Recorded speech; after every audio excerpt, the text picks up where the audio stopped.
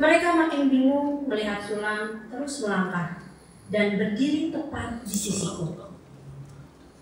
Kedua tamuku yang masing-masing memakai baju lengan panjang serta sepatu bagus itu tentu tak mengenal Sulam.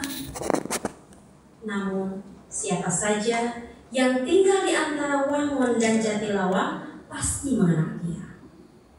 Sepanjang ruas jalan raya kelas 2 itu, nama Sulam sangat terkenal. Bang Bubur. Sulam. Pak, kata Sulam tanpa ekspresi apapun.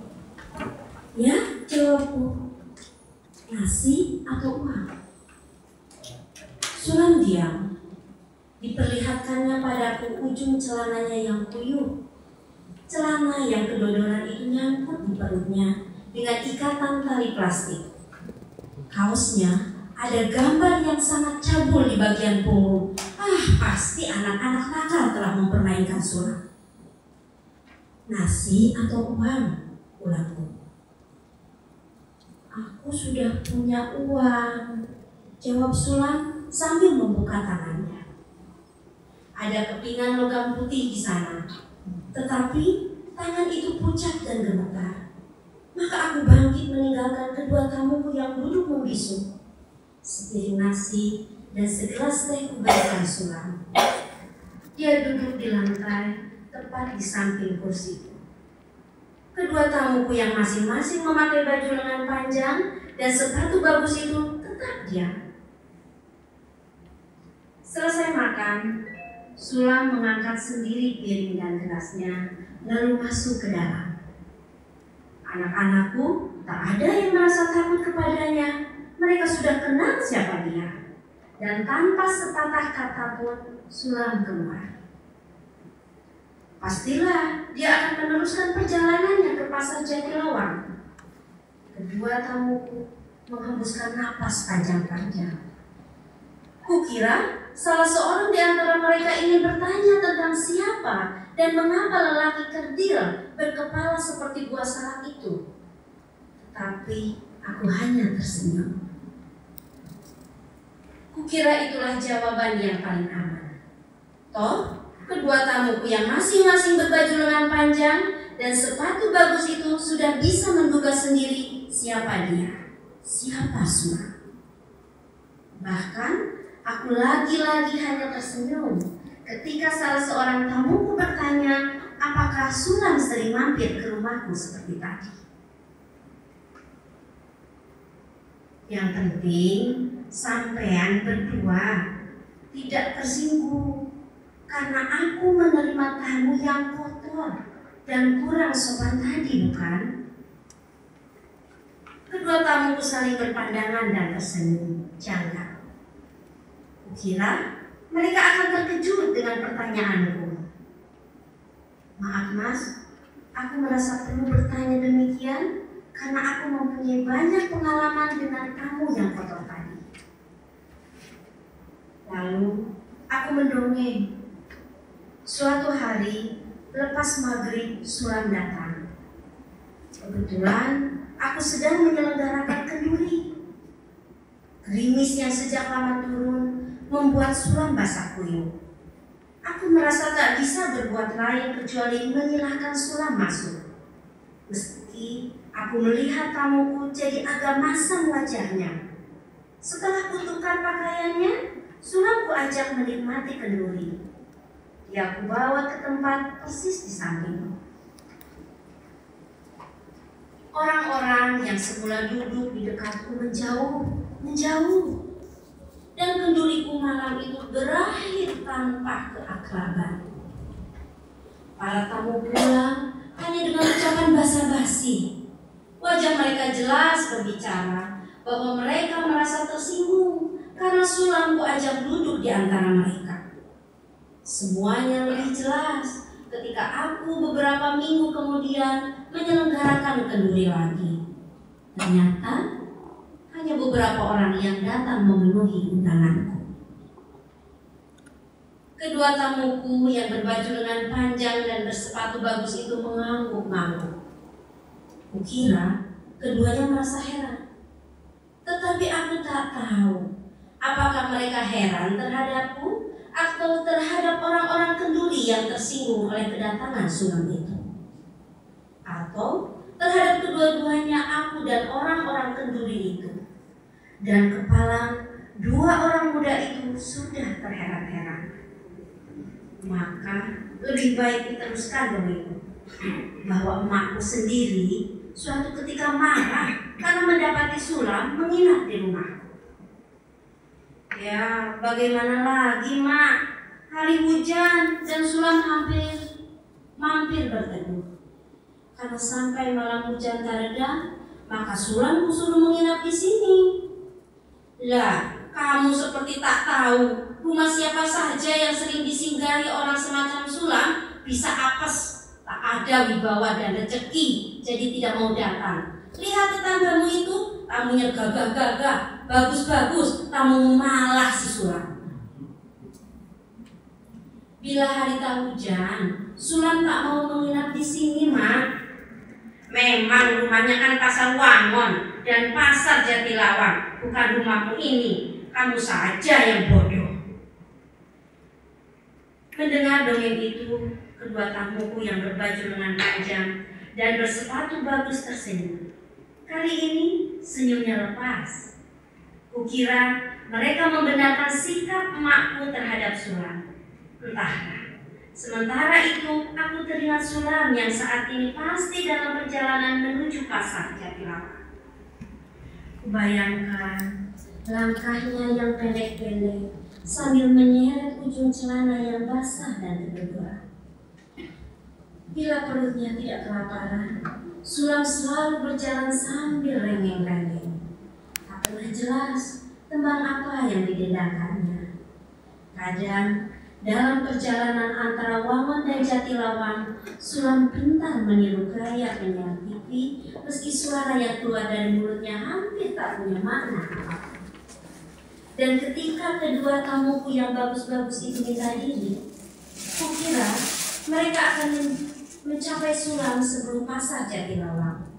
Namun aku merasa ragu, apakah mereka mempunyai cukup perhatian untuk mengenali sulam kembali. Wangon dan Jatilawang adalah dua kota kecamatan. Jarak keduanya 7 km atau lebih. Setiap hari, sulam berjalan menempuh 7 km itu pulang pergi. Pagi ke Wangon, sore ke Jatilawang atau sebaliknya. Tak peduli panas atau dingin. Kata banyak orang, sulam hanya singgah dan berteduh di rumahku. Tetapi aku tak percaya akan cerita demikian. Karena rasanya terlalu berlebih-lebihan. Kukira tidak semua orang yang tinggal antara Wangon dan Jatilawang tidak suka bersahabat dengan sulam. Memasuki bulan puasa, sulam tetap singgah ke rumahku setiap pagi. Tetapi sikapnya berubah. Dia kelihatan malu ketika menyantap nasi yang kuberikan. Setiap kali dalam kesempatan berbeda, sulam selalu berkata, "Pak, wong gemblung boleh tidak puasa kan?" "Ya, kamu boleh tidak berpuasa. Anakku yang masih kecil juga tidak berpuasa." "Tapi aku bukan anak kecil, Pak. Aku wong gemblung," kata sulam serius. "Ah, siapa yang mengatakan kamu demikian? Wong gemblung boleh tidak puasa kan?" "Nanti dulu, siapa yang mengatakan kamu wong gemblung?" Sulam tidak menjawab. Kemampuan nalarnya kukira sangat terbatas. Dan inilah rupanya yang menyebabkan semua orang yang tinggal di antara Wangon dan Jatilawang mengatakan sulam wong gemblung. Kukira mereka memang tidak mempunyai istilah lain. Dan sebutan itu menempel pada sulam sejak dia masih kanak-kanak. Dulu, sulam tinggal secara tetap dengan emaknya dalam sebuah rumah kecil di Jatilawang. Emak sulam yang sama-sama menderita keterbelakangan mental meninggal, dan rumah kecil itu punah tak lama kemudian. Sulam yang sebatang kara lalu menjadi anak pasar Jatilawang dan Pasar Wangun. Dekat hari Lebaran, pagi sekali, Sulam sudah berada di rumah. Aku tak melihat kedatangannya, yang tiba-tiba saja dia sudah duduk di ruang makan. Wajahnya kelihatan berubah. Nasi dan sekeping uang yang kuletakkan di atas meja di depannya tak segera menarik perhatiannya. Ketika kutanya, mengapa demikian, Sulam malah balik bertanya, "Sudah hampir Lebaran ya Pak?" "Ya, 4 atau 5 hari lagi. Kenapa?"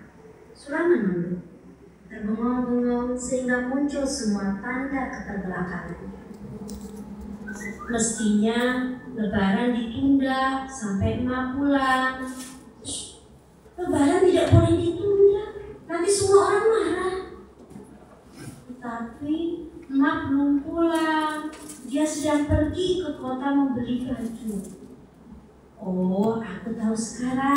Kamu tak usah menunggu emakmu, nanti aku yang membelimu baju." Sulam mengangkat muka lalu tersenyum aneh. Nasi di depannya dimakan dengan lahap. Sementara aku pergi ke belakang mengurus ayam. Kukira aku cukup lama di kandang ayam, tapi ketika aku masuk kembali ke rumah, Sulam masih duduk di ruang makan. "Sudah hampir Lebaran ya Pak?" "Oh iya, kamu nanti akan memakai baju yang baik. Tetapi aku tidak akan menyerahkan baju itu kepadamu sekarang. Nanti saja, tepat pada hari Lebaran kamu pagi-pagi kemari." Di Pasar Wangun dan Jatilawang, orang-orang sudah membeli baju baru. "Iya, tetapi untukmu nanti saja. Aku tidak bohong. Bila baju itu kuberikan sekarang, wah repot. Kamu pasti akan mengotorinya dengan lumpur sebelum Lebaran tiba. Aku kan wong gemblung Pak." "Nanti dulu, aku tidak berkata demikian.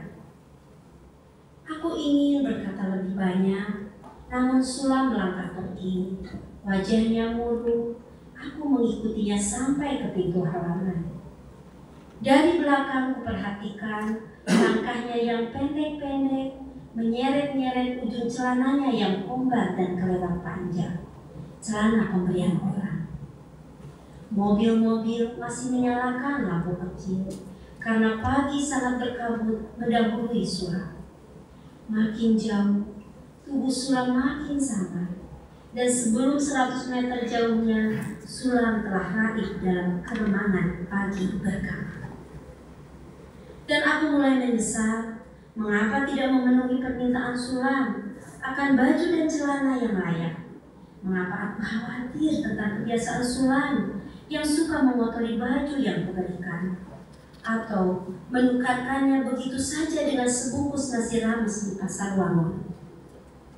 Maka sebenarnya aku tidak cukup mengerti tentang lelaki kerdil yang setiap hari menyusuri jalan raya antara Wangun dan Jatilawang itu.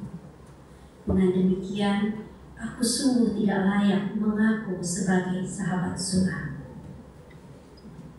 Jam 7 pagi hari itu, penyesalanku menghujam ke dasar hati.